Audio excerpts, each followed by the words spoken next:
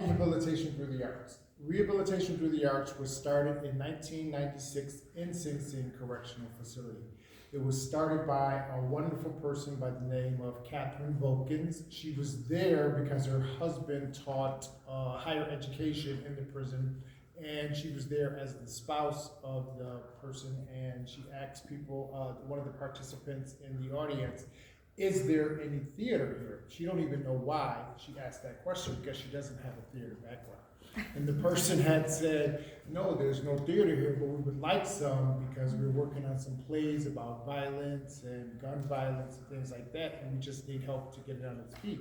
So Catherine liked the idea, and she wrote a proposal to the Department of Corrections, and they accepted it, approved it, and lo and behold, 29 years later, we are in 11 correctional facilities in 2 states. So the proposal was approved and RTA was started. I joined RTA in 2004. I came to prison without a high school diploma or a GED, but I left with a master's degree. So I did take advantage of all the programs in there in an attempt to change my life and overcome the challenges of life. RTA operates in 11 correctional facilities in New York State. We're in Sing Sing, Bedford Hills, Green Haven, Fishkill, Woodburn, Taconic, Collins, and we just started in Albion. So one question by asking if theater works, it absolutely does. Question for you all, how many of you have seen the movie Sing Sing? Yay, that's great. So you saw Clarence Macklin was one of the guys featured in this film here that we did, and he was also the co-star of the Sing Sing film. So we were so surprised that the amount of attention that film had gained, because it told the honest story about our program. It told the honest story about men and women. Women weren't depicted in there, but RTA works in women's correctional facilities also. People incarcerated trying to better their lives, trying to overcome life's challenges. We were lucky enough to get the famous star Coleman Domingo to work with us on this project, and he was absolutely phenomenal. When I've seen the film like 36 times now, because I go around and I talk with screenings and stuff like that. But one of the things, every time I watch the film, I get something different out of it. And one of the things that I really gained the last time that I watched it was how emotional Coleman just got into his character playing Divine G. Because as we know, being incarcerated is a very traumatic time, and he got hit at the board, I think 3 times, and it just takes a toll on you. And being a human being in that one play that we were about to put on, he just broke down. His best friend Mikey had died. He got hit at the parole board 3 times, and he just broke down. And it was just really important to me to see how someone else really dives into a character like Coleman did, depicting an incarcerated individual. So I can see why he was nominated for Best Actor and Best Supporting Actor for his role in that.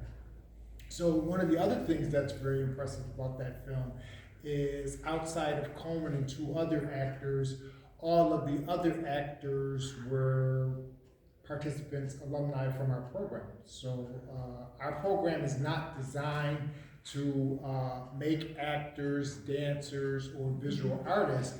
What we do is we try to instill in our participants and teach them simple life skills so that they'll go home a better person than it is when they came inside.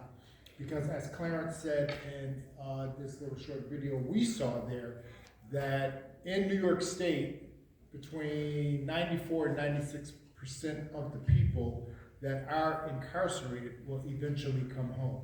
How would you want them to come home? Would you like them to come home the same way as they went in, or would you like them to come home better human beings? So a lot of times, when people think of incarceration, they may think of, oh my God, those people are such bad people. They make bad choices and bad decisions, but they're still human beings. And a lot of times, what is not being looked at is what drove this person to do what they did, or what was the circumstances behind the actions of that person. Because if you do a study, you will find out that probably the majority of people that are incarcerated have some type of unresolved trauma that they're dealing with as a part of them growing up, and it has just never been addressed. I know in the African American community, especially in my household, we were always taught not to tell your business. You know, whatever happens in this house stays in this house. You know, you don't go to school saying that you didn't eat yesterday. You don't go to school saying that you're being abused by your uncle or your brother or your cousin. You don't go to school and say that my father's touching me. These things do not happen. And these are unresolved traumas that children grow up with that are not resolved. Majority of people, I think the last time we looked at the numbers, it was like 54 to 56% of the people that are being incarcerated in New York State come in, as I did, without a high school diploma or GED, which is another factor that, you know, you have to be able to survive somehow. So what do a lot of people do? They end up going to the streets, selling drugs, robbing people, and you know, it's unfortunate, but those are the things people have to survive. And I will say that, not making a political stance, but the way this country is headed now, crime is going to increase, because the more that you cut services, the more that you take people's jobs from them, how are people supposed to survive? That you know, people are going to do what they have to do to feed their children. People are going to have to do what they're going to do to feed themselves. And you know, unfortunately, people are going to have to do what they have to do just to keep a roof over their head. Shout out to the gentleman in the back who works in the emergency room, and he gave that shout out about us taking care of ourselves. And that includes inside incarceration too, because the suicide rate of correctional officers also is very high, alongside of the suicide rate of those incarcerated. So I don't know if everyone's been following the news up here in New York State, but we just came off in February, the New York State Department of Corrections and Community Supervision staged an unlawful strike. And they struck for like 13 or 14 days, and they had all the incarcerated individuals locked down for 24 hours. The strike is over, but the conditions are still the same. They're still short staffed. A lot of the residents are still locked down 23 hours a day. We operate, as I said, in 11 facilities. We're back in 10 of them, but we're not back the way we used to be. They have us working in the afternoon time, and that's when participants have to, you know, go on to their regular call-outs. But we're just happy to be back in the facilities, and the participants are happy to see us back. Because as Carol had read, our TA's mission is to use the creative arts to help our participants develop critical life skills. We model an approach to the justice system that is based on human dignity rather than punishment. And the philosophy behind that is treat people how you want to be treated. So when you come into the Department of Corrections, you're not there to be abused. So a lot of times there's a lot of violence that's going on inside of corrections that goes unreported.